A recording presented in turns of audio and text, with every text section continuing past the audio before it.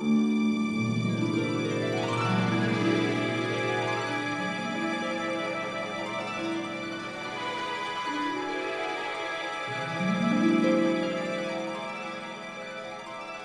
Fredrik Gerten. I'm the filmmaker. And I'm Leilani Farha, and I'm the advocate.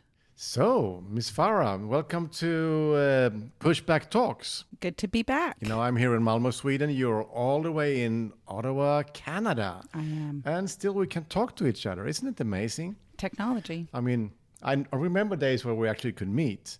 I remember those days too.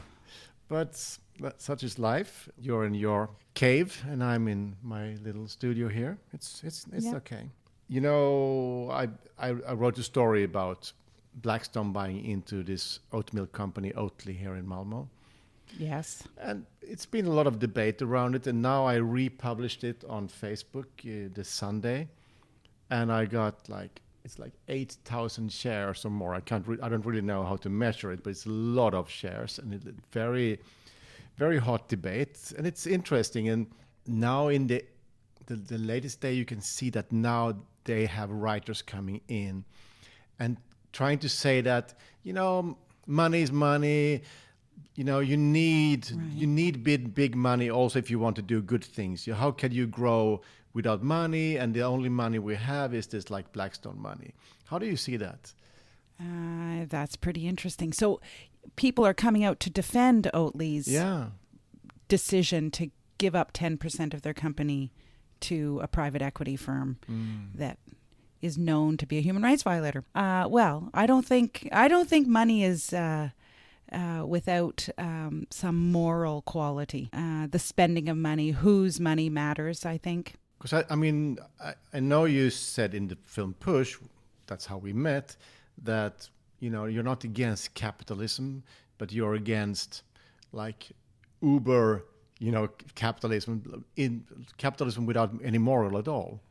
That's right. I mean, what I always say, and I think it's possible, I say, I only want capitalism to be responsive to human rights.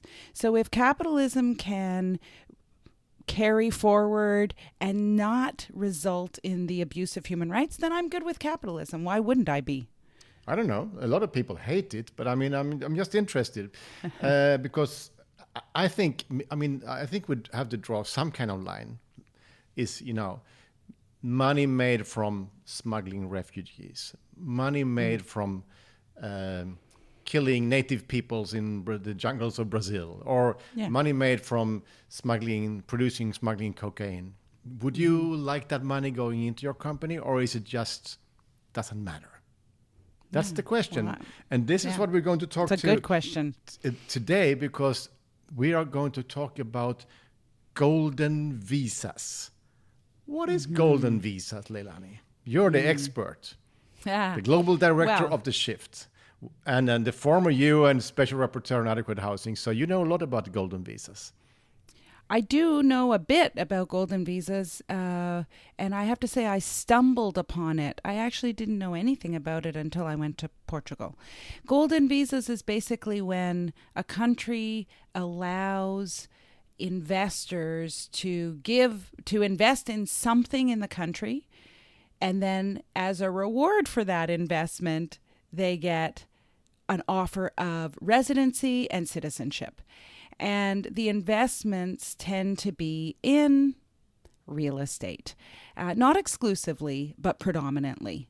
And so you get to buy your way into citizenship, basically. And very, very attractive for some people, of course, because there are countries in the European Union who offer these golden visas. So then you don't just get residency in that country, you get access to the EU. Yeah, and there are like 3 countries that we've seen more openly in the debate now, and that's Cyprus, Malta, and Portugal, because in the midst of the last financial crisis, Greece was in chaos, everybody was in chaos, and a lot of countries in recession, and they wanted to find a way to get the economy rolling again. Yeah, supposedly.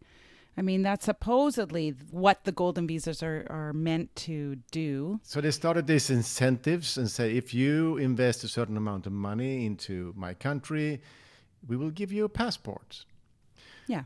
And, I didn't know so much about this, but last year I went to Cyprus to show Push at an amazing, very sweet festival called Lemesos International Documentary Festival, which is then in the town of Limassol. Limassol is actually the same town. Beautiful town, nice people. And already in the taxi from the airport, the taxi driver told me that his rent a few years earlier was 300 euros a month. Now it was 800. So something had happened. And on the highway going from the airport to Limassol, there was big billboards. Luxury condo, luxury condo, luxury condo. In Russian, in Chinese, right. in several different languages. So Yeah. you could really already in this was actually, the plane landed like 2 a.m. So in the middle of the night, talking to the taxi driver, I could sense that this was a country that something drastic had happened. Mm-hmm. And then to the screening, it came almost like 400 people. And they were so touched by the film. And they said, this is about us. This, what you talk about in the film, this is happening exactly here in our town. And there was so much stress and frustration. And the people coming to the screening was ordinary citizens of this country. And they couldn't move.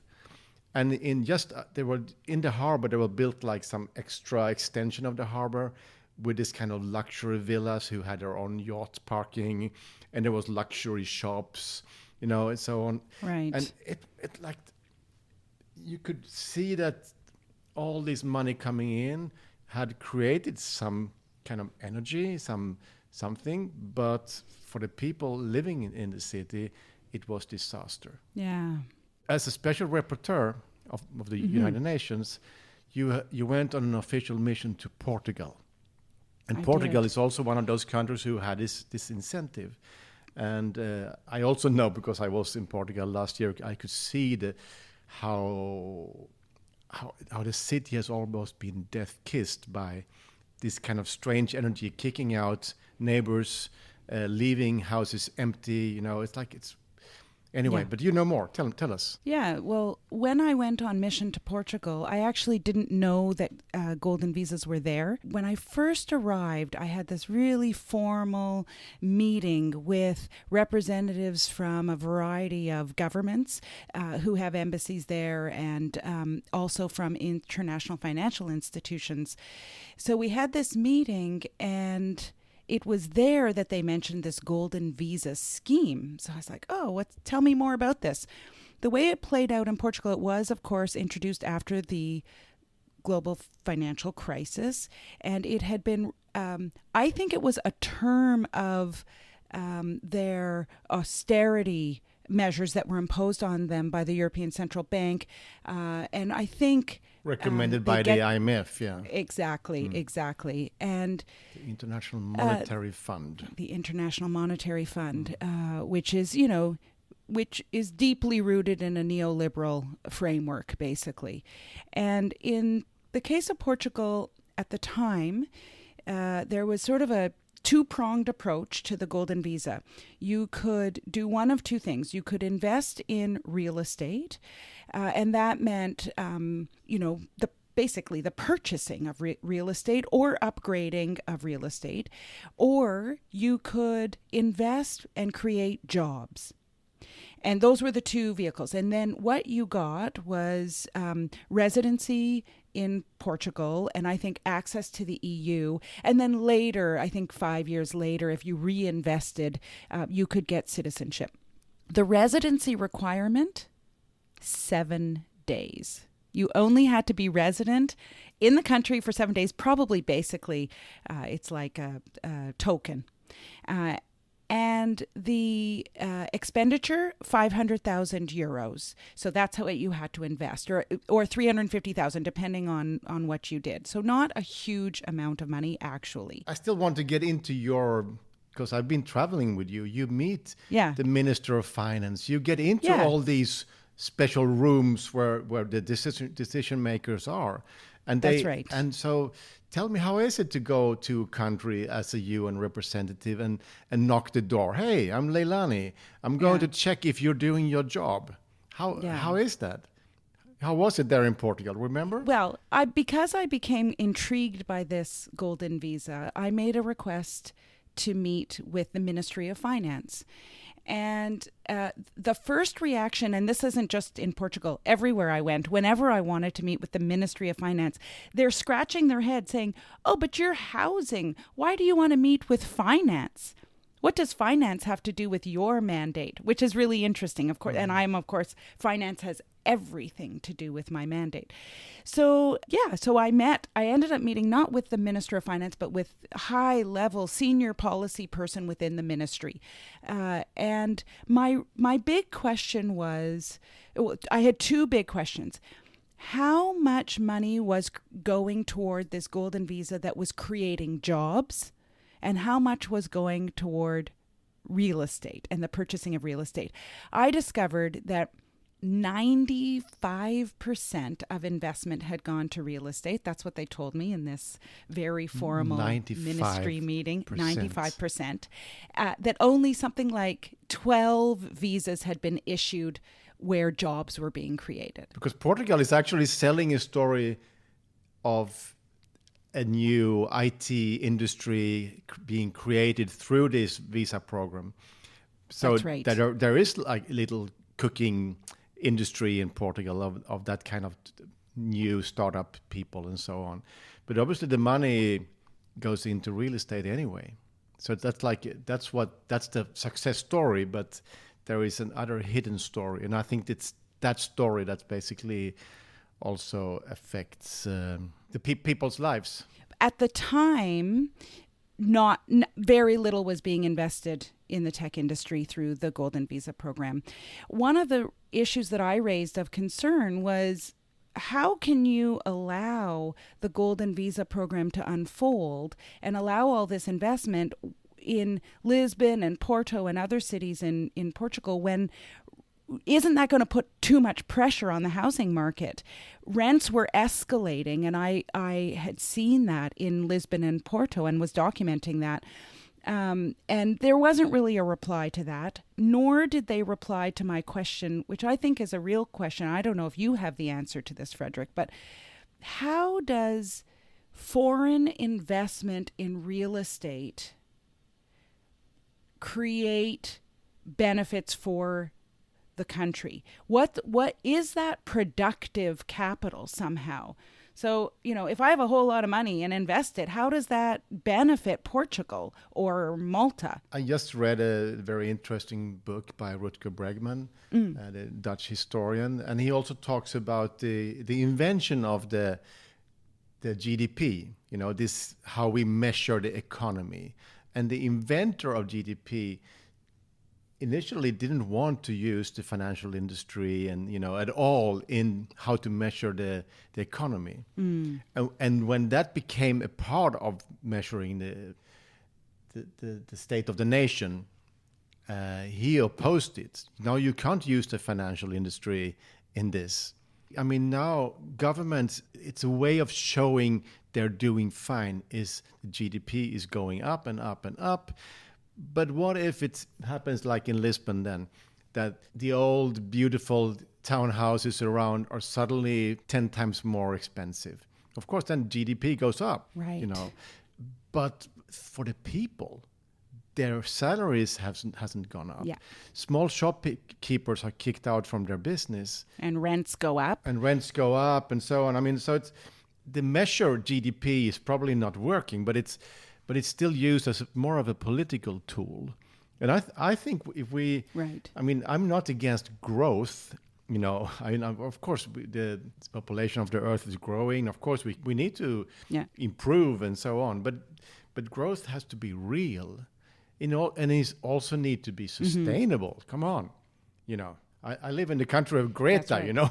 Right. She's telling me every day we need to do sustainable things. We can't just run on, and do business as usual. We have to be sustainable, and we have to measure the progress in a different way. I think that's right. And one of the things I was saying to the government of Portugal is, okay, if you're going to run this golden visa program, shouldn't the benefits of that program, let's say it's through property taxes, I assume, because in many countries, the golden visa program exempts the investor from having to pay any income tax or anything like that if they're resident in the country.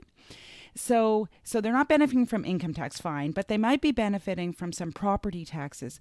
I was arguing that those property taxes at least should be going back into the housing sector to provide affordable housing for low-income people or people in need. That didn't get a whole lot of traction, I will say that. But that's what I mean about not understanding is there any productive capital that comes out of this? And it's if they're not creating jobs because they're buying existing properties.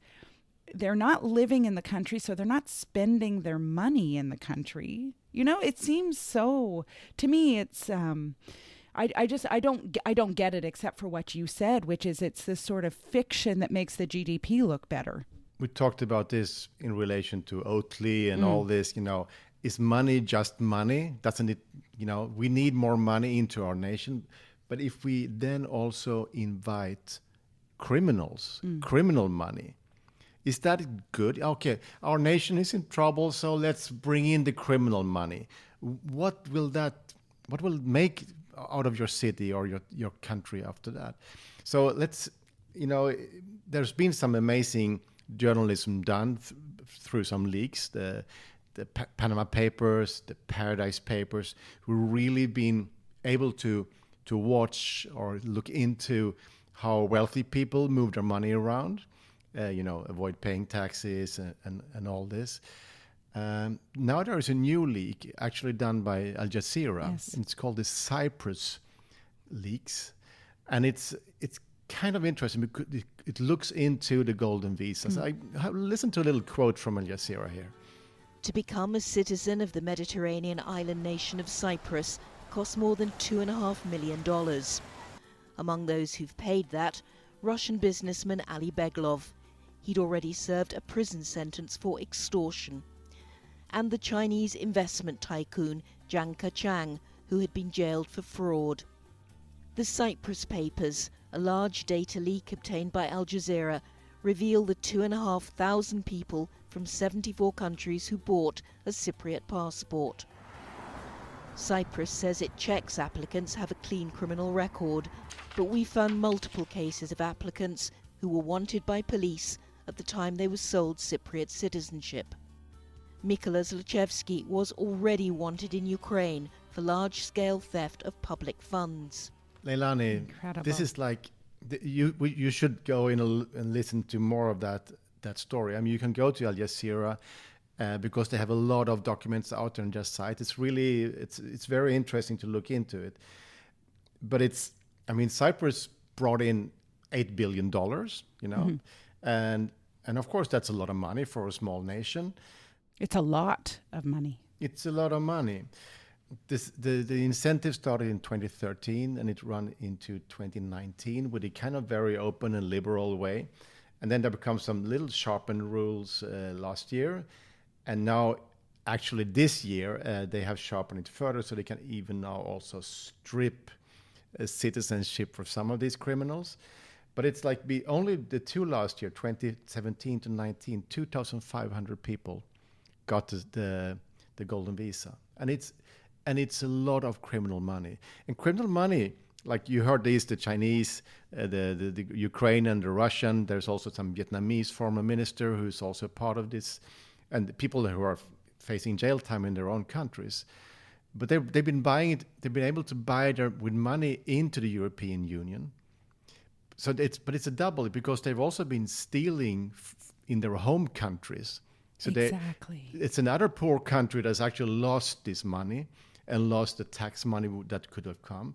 And then you put it in to Cyprus or to the European Union, where you destroy the local market. Yep.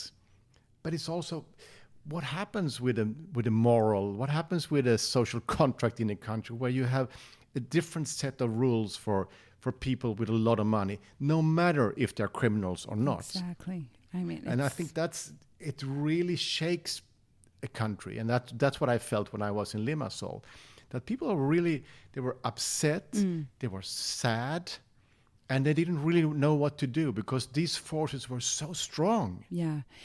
I think it's so interesting. I mean, the lack of transparency too, which the Al Jazeera reveal suggests that these schemes really should be made completely transparent. I mean, that's a very minimum thing, obviously. But it you know, the thought that it's this criminal money that is accessing these markets and then creating misery for everyday people who are just trying to live in their own country or their own city. It's remarkable. We did a podcast called Corruption, the New Normal. So we talked about the criminal money, and I think we need to keep talking about the criminal money and the money laundering that also our own banks has been a part of. And of course, all the tax havens, as Roberto Saviano, the amazing Italian writer, told us in Push the Film, check him out, he's amazing, that the tax havens is where illegal and legal capitalism meet and merge. And when that money floats back into our societies, it's just money. It's laundered. So it behaves like normal money, but it competes with you. If you have paid your taxes, it competes with local industrialist who actually is paying his taxes. Well, hopefully, but I mean, but it's a very unfair setup. But then it's also criminal money, produced in the most immoral way. Do we really want that money coming into our societies? Exactly, and we called the episode about corrupt money the new normal. And I think the Golden Visa program is such a good example of the normalcy that we're creating around what should be, in fact, completely, it is immoral and shouldn't be the norm. But when you call something a Golden Visa program, and if you Google, you'll find, very mainstream real estate agencies talking about golden visas, and you'll find there are companies that have been set up, very proper looking companies set up to help you become a golden visa applicant. And there is a complete normalization, as if this is just a perfectly fine thing for a country suffering economic decline to engage in. Yeah, there's another small little European island called Malta. You know where it is? It's like Yes. just south of Sicily, almost close to Libya in Africa. So but a small ancient island has been there for forever in history. It's always been a part of the sea life and so on. Of course, they also have this golden visa, and there was an amazing, brave, independent journalist on Malta called Daphne Caruana Galizia, and she had her own blog, so she was actually posting everything herself, and she was also a part of the Panama Paper investigation. Yes. She and her son, and so they could really, because of her own local network, she could connect the dots, because these leaks are complicated. You need to understand who is that and so on. But so she really kind of shook the local elites with her knowledge. And then 2017, a car bomb went off and killed her. Terrible. Yeah, it's a very high price to pay for journalism, of course, and it's also very sad for a nation to land in a situation like that. The court cases are ongoing. They have the killers.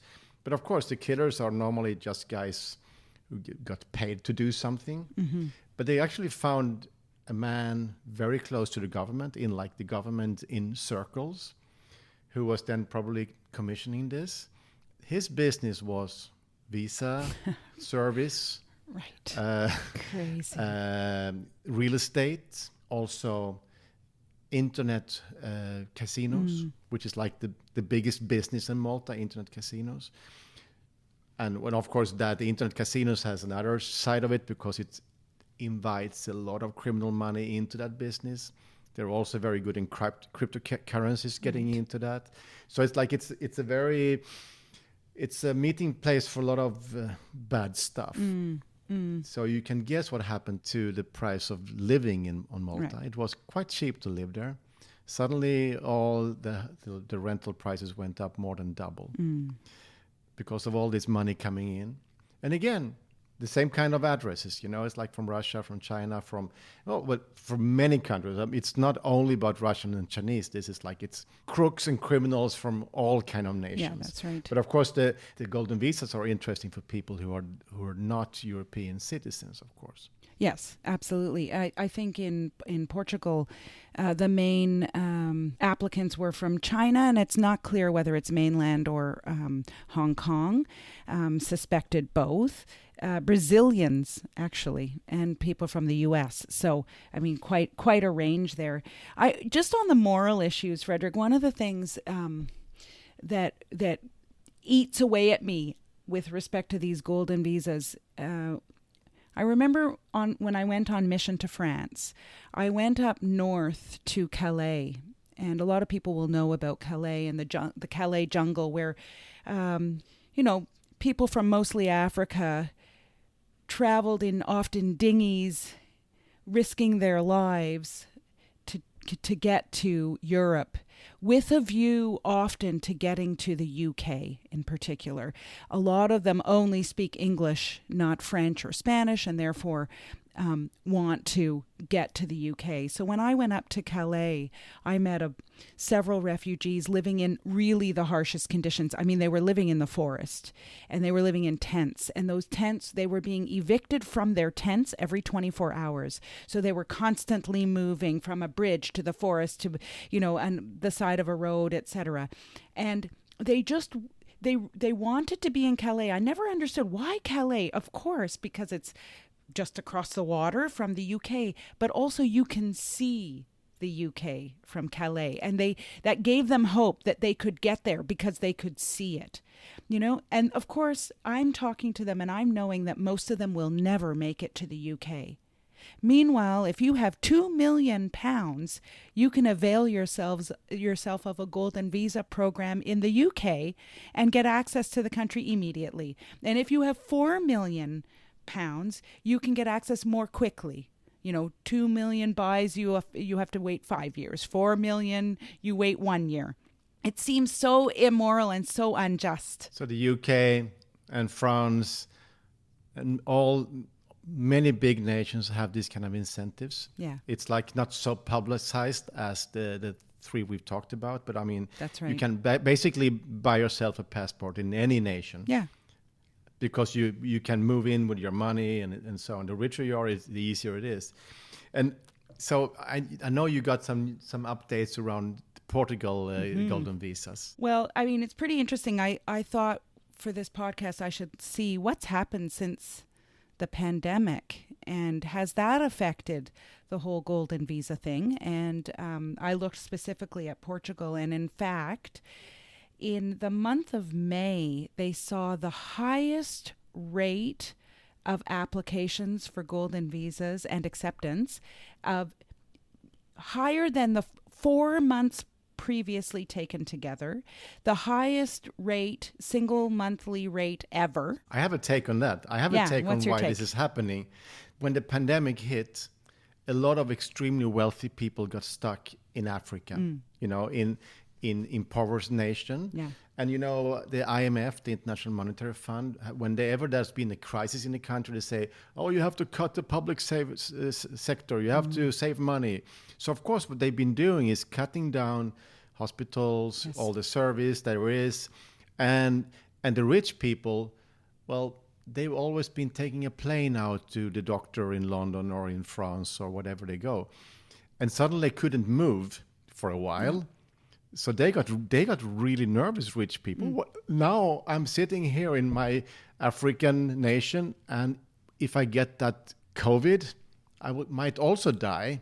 So they got really stressed. So I can totally see that as soon as there were some flights opening up, they went to Lisbon, and then they bought themselves a passport. Yeah, I think that's probably right. And certainly I know that Brazilians were a big portion of the Portuguese purchases, and we know what's happening in Brazil with respect to COVID, and we know that they've had a real clampdown on public services and money for social services. So that wouldn't surprise. I think your theory is probably right.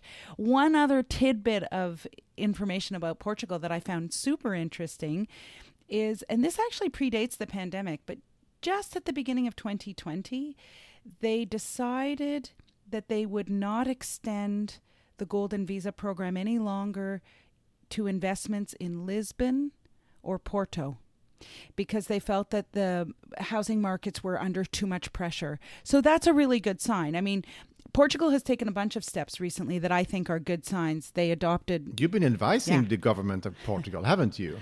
Well, through my mission, I did, and I recommended that they adopt a human rights-based approach to housing and that they adopt legislation, and they've done that. That initial legislation didn't touch on golden visas, though I did tell them that they should reform and regulate the golden visa program. But this new move of limiting it to less developed areas of the country is a good sign. And I also read that a large portion of the new investments are going toward renovations, yes, and so renovating old buildings, which is good for the historic integrity of the city. It's really good, but also investments in startups. So that goes to the technology. You were saying that Portugal had advertise this as being good for new technology and new businesses, and more money is going into those. So maybe it will benefit the economy. But if that money going out to a village, in the countryside, if it's criminal money, is it still okay for you? No. Never.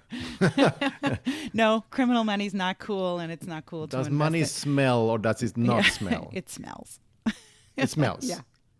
You should ask Oatly about that. They don't think so. They think they need it because they want to do something. Well, Oatly might think differently when people stop drinking their milk because of the dirty investment.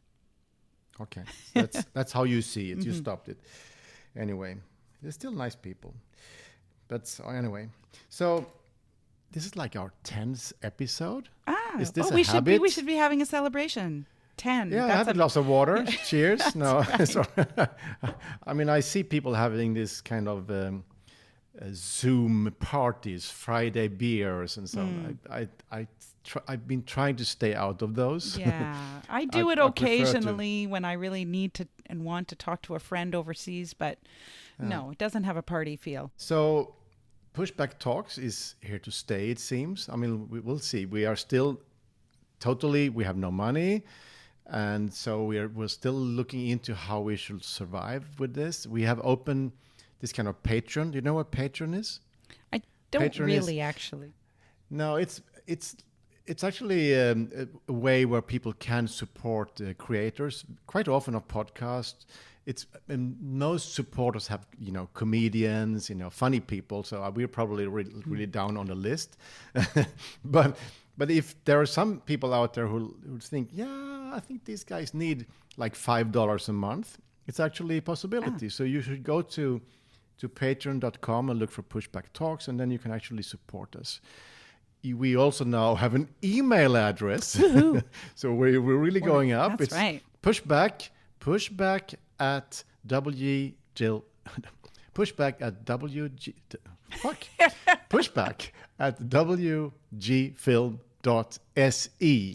You can repeat it, please. Pushback at wgfilm.se. Good. Not so hard. So no, I know. I guess I'm tired, but it's okay. So, and also, friends out there, if you really want to help us promote our podcast, you can go to the Push the Film's website, pushthefilm.com. There is now a pushback part where there's also some materials if you want to show and share with your friends on Instagram and so on. But I mean, the best way to survive is having a lot of of listeners. That's right. I checked the stats before going in, and we now have listeners in 68 countries. Woo, it's growing every day. That's great. Do you think we will reach 70 soon? I hope so. I mean, it's cool. I think it's cool because what we find out in Push the Film and the work you were doing is actually that this is a totally global story. Yes. And the Blackstones of the world are doing the same wherever they go, and it have the same impact on people's lives everywhere. Yeah. So it's not something that only happens in London or New York. This also happens in small towns, in big, in many countries. So that's good to know. Anyway, Leilani, We did it. we've done it. 10 episodes. So, That's cool. 10 episodes. So, yeah, if you have ideas what we should talk about in the coming episodes, write to us on Twitter, on Facebook, or wherever you find us, or to our email address, pushback@wgfilm.ac. And then we can talk more. Okay. Take care. Walk the dog. Gonna go walk the dog. And I don't know. I'm going to actually watch a football game in Portugal. Oh, fine. Yeah. Okay. Go cheer. I will. Take care. Thanks, Bye. Fredrik. Bye. Bye, Leilani.